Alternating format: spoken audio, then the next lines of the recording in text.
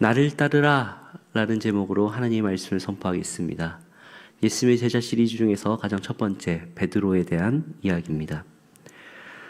월요일부터 시작된 우리 킹덤 빌더 초중고 연합 수련회를 오늘로써 마쳤습니다. 오늘 이제 아이들이 좀 차가 밀려서 한 4시 반 정도까지 다 교회에 도착을 했고 다 귀가를 했는데 저 또한 교회를 지키면서 보조를 하고 또 광교 수련회장에서 필요하다고 하면은 차로 왔다 갔다 하면서 그 수련회장을 함께 지켜봤는데 우리 친구들이 아마 이렇게 뜨겁게 기도한 역사가 없을 겁니다. 인생 가운데.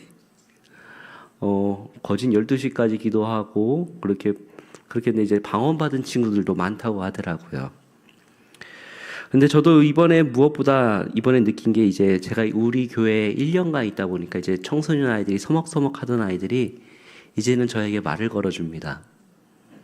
그런데 이제 이번 캠프 속에서 그들이 저에게 속 이야기를 해주는 것입니다. 중학교 친구인데 이제 청소년기 때 얼마나 많은 고민이 있겠습니까? 그리고 우리 청소년들을 바라볼 때 그 가능성이 얼마나 그 아름답습니까? 아이가 저한테 물어봐요. 현재 제 계획은 그 공부보다는 빨리 전문 쪽으로 진학을 해서 빨리 돈을 벌고 싶습니다. 그런 이야기를 하더라고요. 그래서 이런저런 이야기를 해줍니다. 그래서 제가 아는 선에서 이런 방향도 있고 저런 방향도 있으니 너무 서둘러 결정하지 말고 너 우선 이거 엄마 아빠랑 상의는 했냐? 하니까 안 했대요. 그래도 너를 제일 잘하는 건 너네 부모님이다. 그래서 상의를 하고 그렇게 결정을 해라. 그리고 우리 때랑 달리 지금 입시 제도랑 너무 세상이 바뀌었다. 뭐라고 말할 수가 없다. 예전에는 정말 대학만 잘 가면은 성공하는 시대였지만 요즘은 그렇지 않으니까 잘 결정해라. 하지만 분명한 것은 아직도 변하지 않는 것은 정직하고 성실한 사람은 성공하게 되어 있다라고 얘기를 해줬습니다. 그리고 한 가지를 더 말해줬습니다. 그러나 분명한 건 우리는 교회에서는 세상의 성공을 가르치는 것보다 하나님의 참되신 인간 만드는데 기독교 교육을 더 중점에 삼고 있다. 넌 그것도 알지? 그러니까는 아이가 그렇다라고 합니다. 교회에서는 세상이 성공을 가르치는 것보다는 하나님을 만들고 그리고 하나님의 참 자아로서 살아갈 수 있는 가르침을 아이들에게 심어주는 것이 목적입니다. 그런데 아직도 세상의 성공을 위하여 다니는 사람들, 하나님을 성공의 도구로서 사용하려고 하는 사람들이 아직도 우리에는 많이 있습니다. 예수님을 따르는 사람들이 세상의 성공을 바라고 그 야망을 취하기 위하여 가고 있는 그 대표적인 한 사람, 과거에 그랬던 사람, 그 인물을 소개하려고 합니다. 바로 예수님의 제자 베드로입니다. 베드로는 요나 또한 요한의 아들로서 갈릴리 지방 벳세다 출신입니다. 안드레와 형제지간이며 원래의 이름은 시몬이었으나 예수님께서 그에게 반석이라는 이름의 뜻을 개발하는 이름의 뜻을 주시고 이 이름이 원래 아람어입니다. 그런데 이 일을 소리는 되는 대로 고대 그리스어로 적고 페트로스라고 했던 이름이 우리나라 이름으로 베드로라고 불리게 된 것입니다.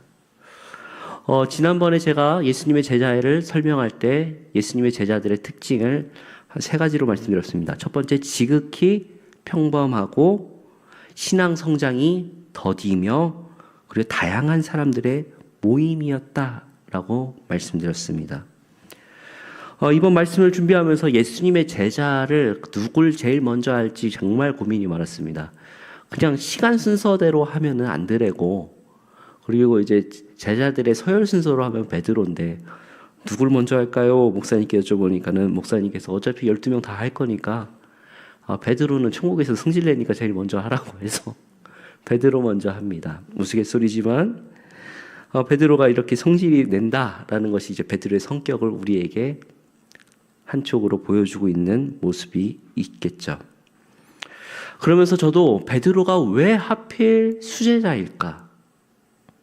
왜 예수님의 12제자들 중에서 가장 수제자일까라고 곰곰이 생각해 봤습니다.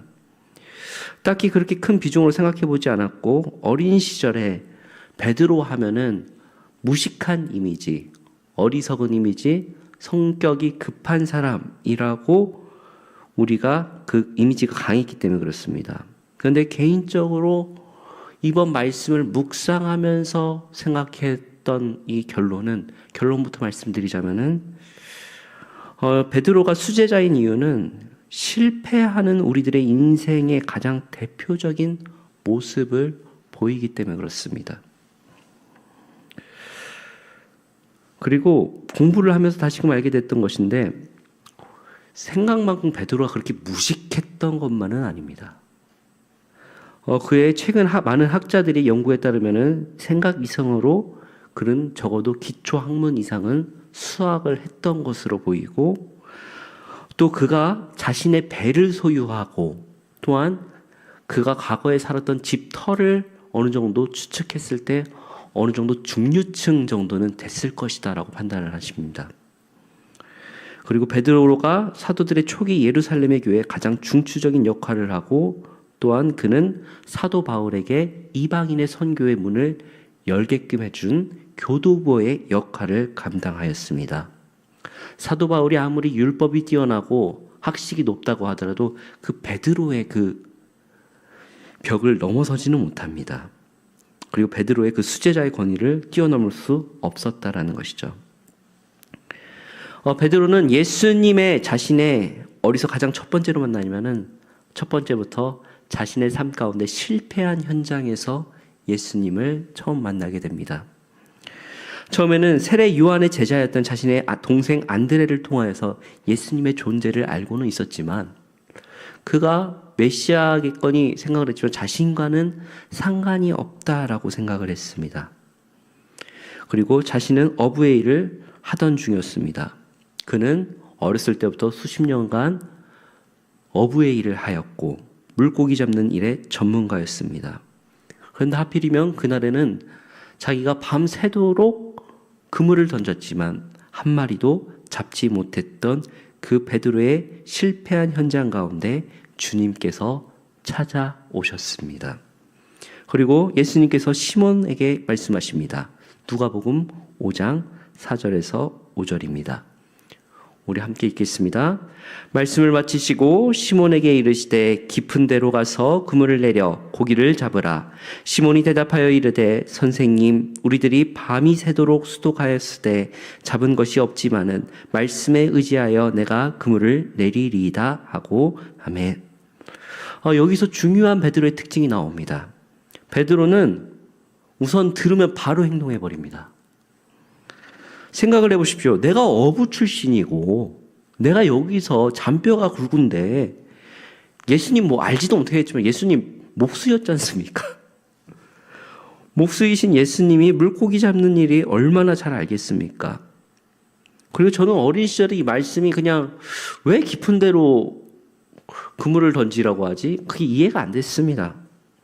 그리고 깊은 곳에 던지면 더 물고기 많은 거 아닌가라고 싶었는데 알고 보니까 갈릴리 깊은 곳에는 물고기가 없다라고 합니다. 사진 한번 띄워주십시오. 이스라엘 지형도입니다. 이렇게 이스라엘 지형도가 생겼는데, 저기 갈릴리 호수가 보이시죠? 거기 가장 낮은 곳인데, 그 헐몬산에서 있는 그 만년설이 흐르는 물이 그 갈릴리 호수로 흘려 내려온다고 합니다. 그러니까 아주 차가운 물이 있을 때는 물고기가 그 깊은 곳으로 안 간다는 거예요. 그러니까 물이 깊은 곳에는 차가울 것이고 그곳에 물고기가 없다라는 것은 그 어부들에게 상식 중에 상식이겠죠. 그리고 밤새도록 그 물고기를 잡았다라는 것은 어떤 것을 얘기하면 여기는 오히려 오전 중에 풍랑이 심하다고 합니다. 그러니까 오히려 밤에 저녁에 가서 밤이 새도록 물고기를 잡는 것이 오히려 맞다라고 할 수 있겠죠. 그런데 그날 밤새도록 물고기를 잡지 못했던 인생 가운데 예수님께서 찾아오셔서 어디로 그물을 던져라? 깊은 곳으로 그물을 던지라고 하니까 베드로가 말씀에 의지하여 그물을 내리는 것이 바로 베드로의 장점이자 그 성격을 보여줄 수가 있습니다. 베드로의 특징 중 하나입니다. 우선 행동해버립니다. 생각 안 합니다. 말씀하면 바로 즉시 행동합니다. 따지질 않습니다. 저 같은 경우는 아마 왜 그렇지 뭐라고 먼저 한 번은 좀 따질 것 같은데 가장 중요한 게 말씀에 의지하는 제자라는 것이죠.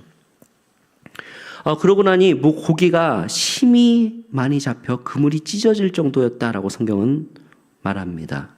다른 배에 있는 동무들이 와서 도와달라고 하고 그 물고기가 2배에 채우게 되니 그러나 베드로는 그 물고기를 보지 않습니다.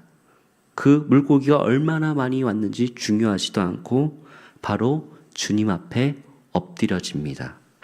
그리고 예수님께 고백합니다. 그의 고백은 오히려 주님 나를 떠나시옵소서 나는 죄인입니다 라고 고백을 하죠. 그의 인생은 나름대로 성공한 중류층 인생이었습니다. 그리고 그 마을에서도 리더의 역할을 담당했던 것으로 보입니다. 살만한 인생이었지만 그의 삶 가운데 헛헛함과 공허함이 있었습니다. 그런 가득한 삶 가운데 예수님께서 찾아오셔서 나를 따르라 라고 말씀하십니다. 그리고 내가 이제는 사람을 취하는 전도자의 삶을 살게 될 것이라고 그를 제자로 부르셨습니다. 첫 번째 예수님의 베드로를 부르신 소명의 자리, 그리고 그 이후에 자신의 배와 그물을 버리고 예수님을 따라가게 되는 것이 바로 베드로의 예수님의 첫 만남입니다. 이후 베드로는 예수님과 함께 많은 이적들을 체험하고 연장자의 위치에서 제자들을 이끌어가는 모습을 보입니다. 이번 성경을 보면서 깨닫게 되는 것이 있는데 예수님이 어떤 이적과 어떤 행동들을 하시면 꼭 제일 먼저 나서는 이가 있는데 바로 누굴까요? 베드로입니다. 그의 성격을 말하자면 굉장히 감정적이고 기질적으로 아주 격한 감정을 가진 전형적인 다혈질의 소유자라고 할 수 있겠죠. 제자로 부름을 받았지만 베드로는 예수님과 함께 있을 때도 과거에 자꾸 옛 자, 우리 목사님이 말씀하시는 거짓 자의 모습이 가끔씩 나옵니다. 죄악된 모습들이 불쑥불쑥 나오게 될 때마다 예수님께서는 베드로라고 부르지 않고 그가 유혹을 받을 때 예수님께서는 그를 시몬아라고 다시금 깨우치면서 다시금 불러주시는 모습을 우리가 성경에서 볼 수가 있습니다. 가장 대표적인 말씀 한 절 보겠습니다. 이 말씀은 제자들 중에 누가 제일 먼저인가라는 것을 싸우다가 그 이후에 하신 말씀입니다. 누가복음 22장 31절에서 32절 말씀입니다. 함께 읽겠습니다. 시몬아 시몬아 보라 사탄이 너를 밀가부르듯 하려고 요구하였으나 그러나 내가 너를 위하여 내 믿음이 떨어지지 않기를 기도하였노니 너는 돌이킨 후에 내 형제를 굳게 하라. 아멘. 비록 약한 모습이었지만 예수님은 그가 시험에 빠질 것을 알고 계셨고 그를 위하여 기도한다라고 말씀하십니다. 그리고 그가 장차 맡을 반석의 사명을 감당하라고 형제들을 굳게 하라는 비전을 선포하시는 말씀입니다. 베드로는 예수님과 함께하면서 예수님이 얼마나 크고 능력이 있으시며 영광스러우신 분인지를 체험하게 됩니다. 그가 체험했던 대표적인 사건을 얘기하자면 첫 번째, 그는 초자연적으로 물 위를 걷는 그런 기적을 한번 체험해 보았고 또 변화산에서 예수님께서 변화하시는 하나님의 영광을 보았으며 또 자신의 온 존재를 던져도 될 만한 분이라는 것을 체험했습니다. 그러면서 한편으로 이 영광스러운 분을 잘 모셔서 자기가 그 권세 옆에 한번 누려야겠다라는 그런 욕심도 있었던 것이 사실입니다.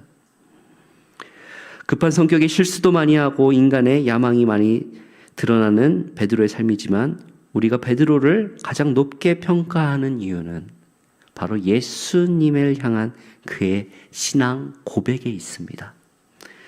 마태복음 16장 16절입니다. 이제 거진 다 외우셨을 텐데 그래도 함께 같이 읽겠습니다. 시몬 베드로가 대답하여 이르되 주는 그리스도시요 살아계신 하나님의 아들이시니이다. 아멘. 사람들이 예수님은 누구냐? 세례 요한이다. 엘리야다. 예레미야나 아니면 선지자 중 한 사람이다 라고 말하지만 베드로는 주는 그리스도시요 살아계신 하나님의 아들이시니다 라고 훌륭한 고백을 합니다. 예수님께서는 시몬에게 복이 있다라고 말씀하시며 이것을 알게 한 것은 혈육이 아니라 하늘에 계신 하나님 아버지께서 내게 알게 하셨다라고 하십니다. 그리고 너는 베드로이며 네가 이 반석 위에 교회를 세울 것이다 라고 말씀하십니다. 우리의 신앙은 이 베드로의 신앙 위에 교회를 세웠다라고 믿습니다. 실수도 많지만 언제나 몸으로 실천하고 궁금한 것이 있으면 주저하지 않습니다. 먼저 물어보면서 예수님에게 솔직하게 이야기하고 그리고 꾸중을 받지만은 어김없이 또 한번 물어볼 수 있는 이 솔직한 베드로 때문에 12제자 사역도 함께 했으리라 보여집니다. 그런데 이 베드로에게 예수님께서 가장 큰 근심을 가질 만한 말씀을 하십니다. 바로 그것은 십자가에서 못 박히시기 전에 너희들이 나를 버릴 것이다 라는 예수님의 말씀입니다. 그러나 베드로는 남들이 주를 다 버릴지라도 나만큼은 아닙니다 라고 결단코 버리지 않을 거라고 다짐합니다. 그러나 예수님께서 말씀하시죠. 네가 오늘 밤 닭 울기 전 3번 나를 부인하리라 라고 말씀하셨기에 베드로가 그렇게 말씀하셨어도 주여 저는 주와 함께 죽을지언정 주를 부인하지는 않겠습니다 라고 다짐합니다. 그러나 정작 무기를 가진 사람들이 예수님을 잡으러 올 때 그들은 모두 도망했으며 그래도 베드로는 자신의 고백을 지키려고 했을지 모르겠지만은 예수님을 몰래 쫓아갑니다. 멀찍이 쫓아갔다라고 성경에는 되어 있습니다. 제사장 집들에서도 가서 그 결말을 보려고 하였습니다. 그러자 한 여종이 나와 베드로를 향해 너도 갈릴리 사람 예수와 함께 있었던 사람 아니냐? 라고 하니 베드로는 그때 첫 번째로 부인합니다. 나는 내가 하는 말을 알지 못하겠다. 그리고 나서 그 자리가 무서웠는지 앞문까지 나아갔다라고 성경에 쓰여져 있습니다. 그러자 또 다른 여종이 그를 보고 너 나사렛 예수와 함께 있었던 자 아니냐라고 물으니까 나는 그 사람을 알지 못한다라고 또 한 번 부인합니다. 조금 더 곁에 있던 사람이 또 다시금 얘기합니다. 너 말소리가 아무래도 그 지역 사람 같은데 너 예수와 함께 있었고 그 너의 그 말투가 아무래도 예수의 제자 같다라고 말하니까 거기서 극단적으로 예수님을 저주하며 나는 모른다라고 맹세를 합니다. 그리고 나서 어떤 소리가 들립니까? 꽃기호하는 닭 울음소리가 들리기 시작합니다. 베드로가 그렇게 다짐을 했지만 닭 울기 전 내가 3번 나를 부인하리라라는 그 말씀이 생각나서 성경에는 심히 통곡하였더라라고 되어 있습니다. 실패한 인생, 자기가 그렇게 다짐을 하고 의기양양했지만은 자기의 입술로 지키지 못한 그 실패한 모습이 처절하게 다가옵니다. 먼저 나서서 말이라도 안 했으면 그렇겠죠. 근데 가장 먼저 나서지 않았습니까? 남들 다 버려도 저는 안 버립니다 라고 얘기했지만 그가 나서서 제일 먼저 저주하며 맹세했다라고 하죠. 그 처참하고 통곡하게 우는 인생이 바로 베드로였습니다. 다 도망가고 예수님이 다시 부활하신 소식을 듣고 난 이후에도 베드로는 스스로 낙심하여 물고기를 잡게 됩니다. 아마 자신의 인생에 크게 실망을 하고 예수님의 다시 살아나셨었던 부활 소식을 알았어도 내가 이제 뭘 하겠어, 나까지 할 수 없을 거야 라고 낙담했습니다. 그러자 또 과거에 함께 했었던 그 제자들도 같이 따라갑니다.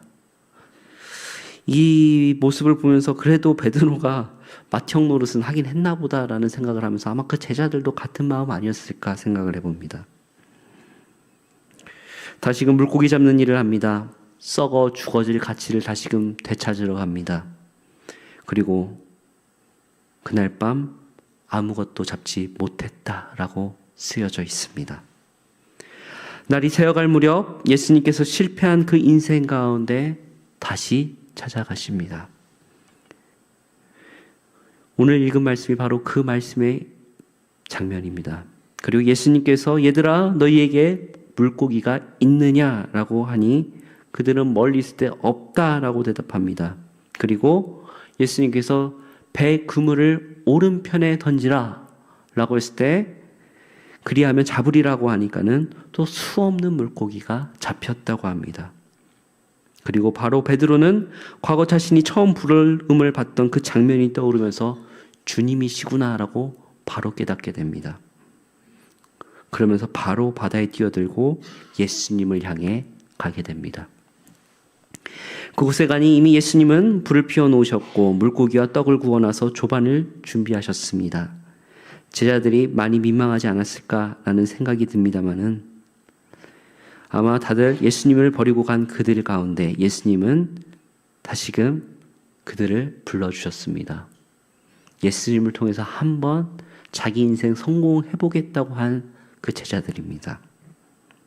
아마 민망하고 침묵 가운데 조용히 예수님께서 주시는 조반을 먹지 않았을까 생각을 해봅니다. 그리고 우리가 오늘 함께 읽은 본문이 시작이 됩니다. 요한복음 21장 15절입니다. 우리 함께 읽겠습니다. 그들이 조반 먹은 후에 예수께서 시몬 베드로에게 이르시되 요한의 아들 시몬아 내가 이 사람들보다 나를 더 사랑하느냐 하시니 이르되 주님 그러하나이다.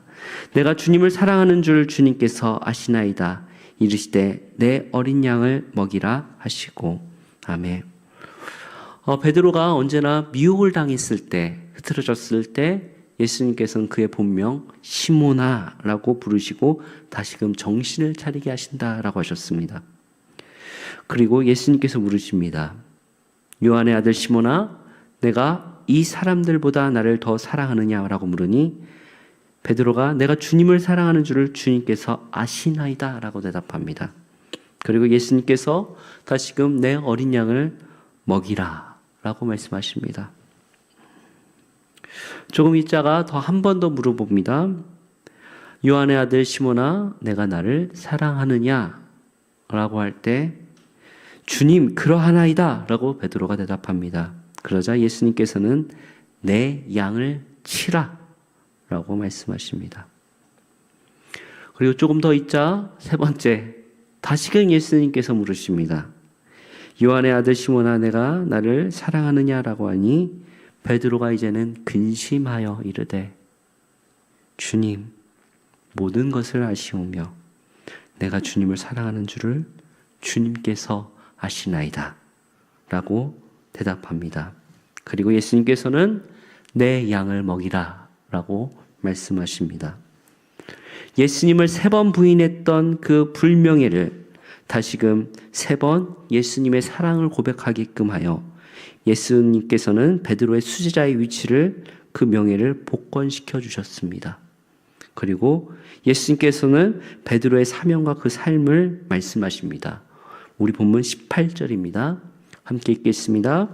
내가 진실로 진실로 내게 이르노니 내가 젊어서는 스스로 띠띠고 원하는 곳으로 다녔거니와 늙어서는 내 팔을 벌리리니 남이 내게 띠띠우고 원하지 아니한 곳으로 데려가리라. 아멘.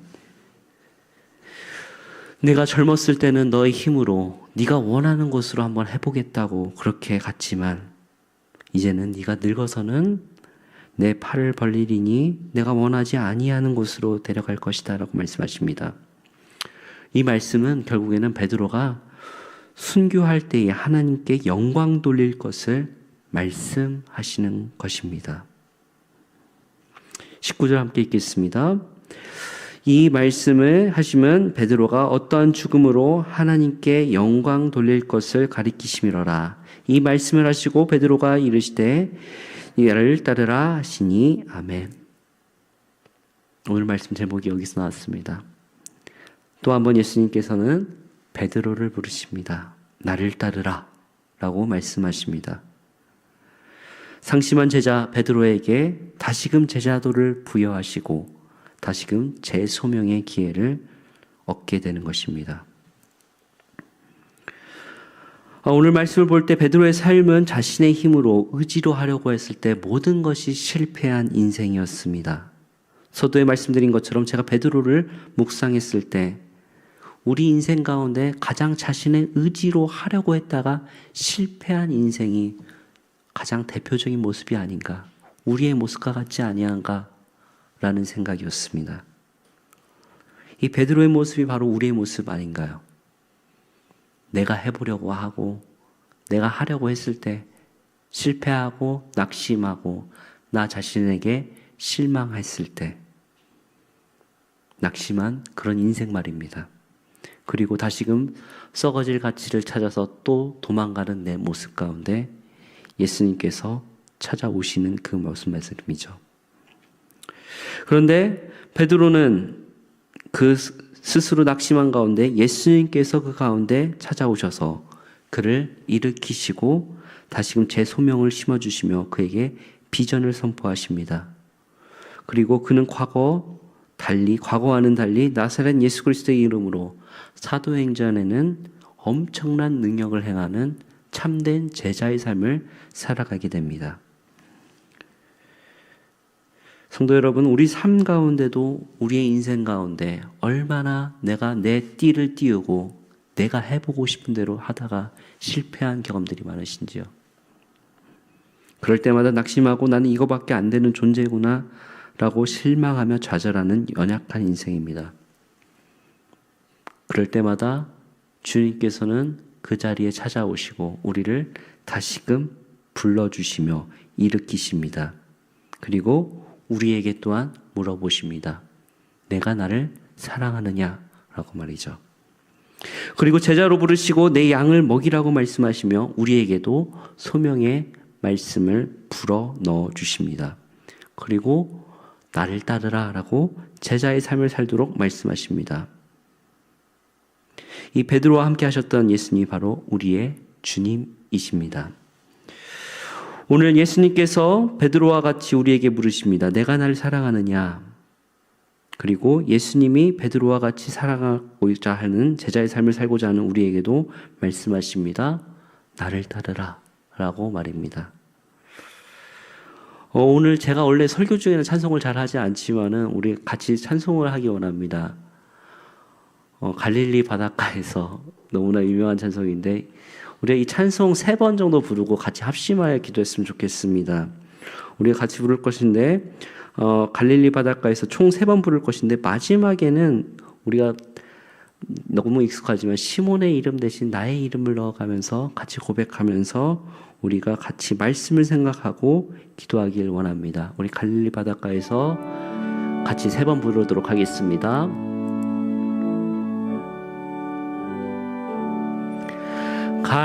갈릴리 바닷가에서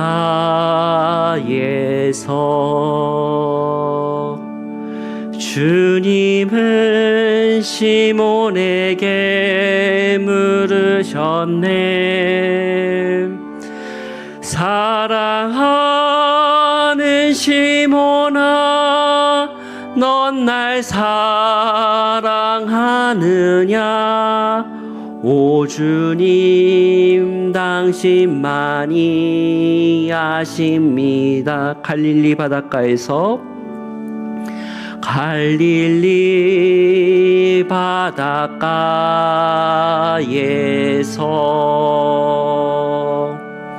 주님은 시몬에게 물으셨네.